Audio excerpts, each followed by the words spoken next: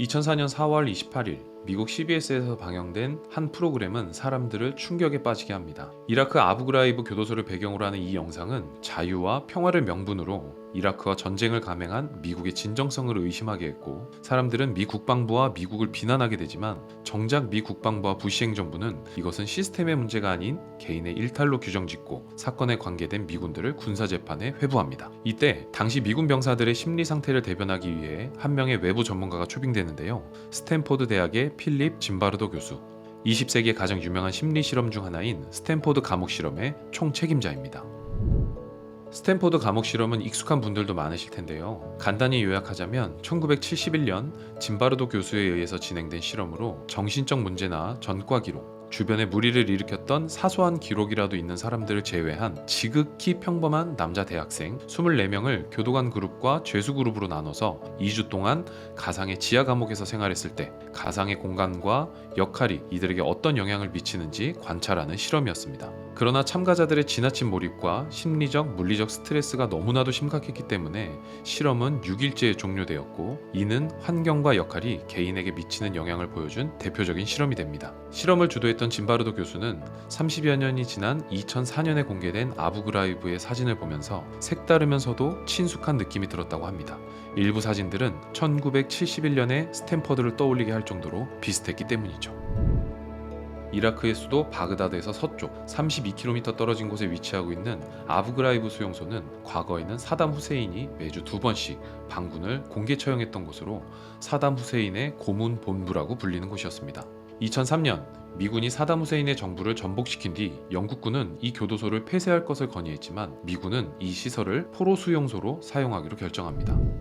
하지만 상황이 그렇게 좋은 것은 아니었습니다. 당시 미국 병사들은 이라크라는 낯선 곳에서 매일같이 동료들이 죽어가는 모습을 지켜보고 있었고, 동시에 교도소의 포로들은 틈틈이 병사들에게 폭력을 행사하거나 오물을 던지는 등 상당한 신경전이 있었다고 합니다. 그뿐 아니라 아부그라이브 교도소는 시설이 매우 열악해 병사들은 사람이 없는 다른 감옥에서 생활을 하곤 했는데, 깨끗한 물과 식사가 제대로 보급되지도 않았고 화장실과 하수시설이 없어서 감옥 이곳저곳에 버려진 오물의 악취, 그리고 널브러진 사체들은 병사들을 정서적, 신체적으로 내몰기에 충분했습니다. 거기에 지휘부는 교도소 운영에 대한 체계를 잡기는커녕 교도관으로 있는 병사들에게 상상력을 발휘해서 포로들을 고분고분하게 만들으라고 지시했다고 합니다.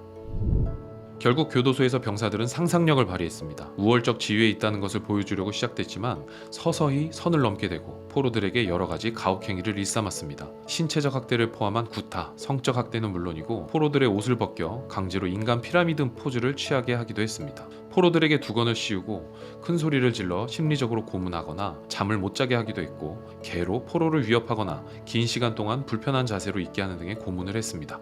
이러한 일들은 디지털 카메라로 촬영이 되었고 병사들은 이것을 마치 전리품처럼 보관하고 있었습니다. 그러던 중 동료로부터 학대 사진이 담겨있는 CD를 받은 조 다비는 처음에는 재미있다고 생각했지만 시간이 지날수록 사진이 보여주는 학대와 고문의 심각성을 깨닫고 지휘관에게 이 사실을 알리게 되면서 아부그라이브의 일은 세상에 알려지게 됩니다. 짐바르도 교수는 외부 전문가의 자격으로 각종 보고서와 연관된 사람들을 만나면서 스탠포드와 아부그라이브의 공통점을 다음과 같이 정리합니다.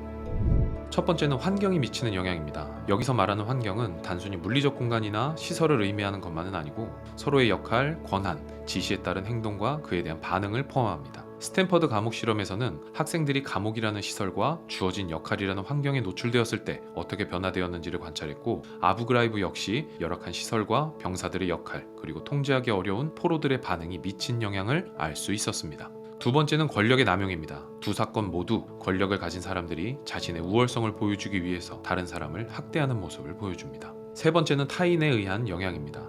스탠퍼드 실험에서는 교도관이 다른 교도관의 행동을 모방했고, 아부그라이브에서도 병사들은 다른 병사들이 포로들에게 하는 행동을 보고 그대로 그것을 모방했습니다.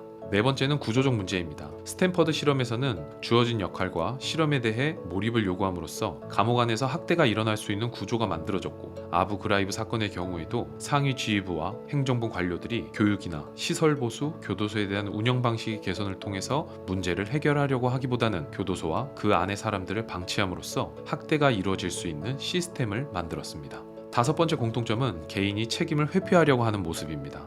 당연하겠지만 스탠퍼드 실험에서 참가자들은 실험의 일부라는 이유로 자신의 행동을 정당화했고, 아부그라이브에서는 병사들이 지휘부의 지시에 따라 행동했다고 주장했습니다.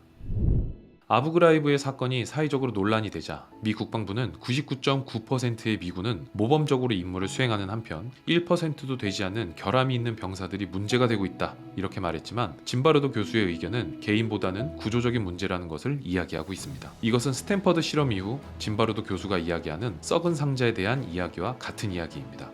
짐바르도 교수는 상자 속 사과가 썩는 이유는 사과들 사이에 썩은 사과가 섞여 있기 때문이기도 하지만, 사과를 담아놓은 상자 자체가 썩었기 때문에 상자 안에 사과들이 썩는다고 이야기하면서 환경의 영향이 얼마나 큰지 이야기합니다. 동시에 짐바르도 교수는 한 발 더 나아가 아부그라이브의 상황을 공개한 조 다비의 행동을 통해 영웅적 행위의 평범성을 이야기합니다. 조 다비는 자신의 행동을 통해 아부그라이브에서 펼쳐지는 참혹한 일을 멈추는 데 기여했지만, 정작 그는 자신이 할 수 있는 일을 했을 뿐이라며 특별한 행동은 아니었다고 말을 합니다. 짐바르도 교수는 대부분의 영웅적 행위를 한 사람들은 메시아적 사명이나 특별한 능력이 있는 예외적 존재가 아니라 상황에 따른 올바른 가치 판단과 함께 최선의 행위가 영웅을 만들어낸다고 이야기합니다. 스탠퍼드 감옥과 아부그라이브 교도소에서 악하게 변해가는 사람들, 아이 히만을 바라보던 한나 아렌트가 보통 사람의 악의 평범성을 이야기했다면, 영웅적 행위의 평범성은 보통 사람도 선택을 통해 영웅이 될 수 있다는 희망적인 메시지를 전달합니다. 그것은 주어진 상황에 올바른 가치를 판단하고 불의에 맞설 수 있는 작은 용기와 내가 할 수 있는 최선의 행동을 의미하며, 우리 주변의 악을 모든 사람의 영웅적 의지 속에 있는 더 큰 선으로 극복해야 한다고 짐바르도 교수는 말합니다.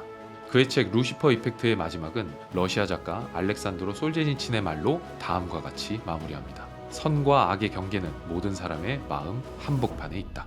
감사합니다.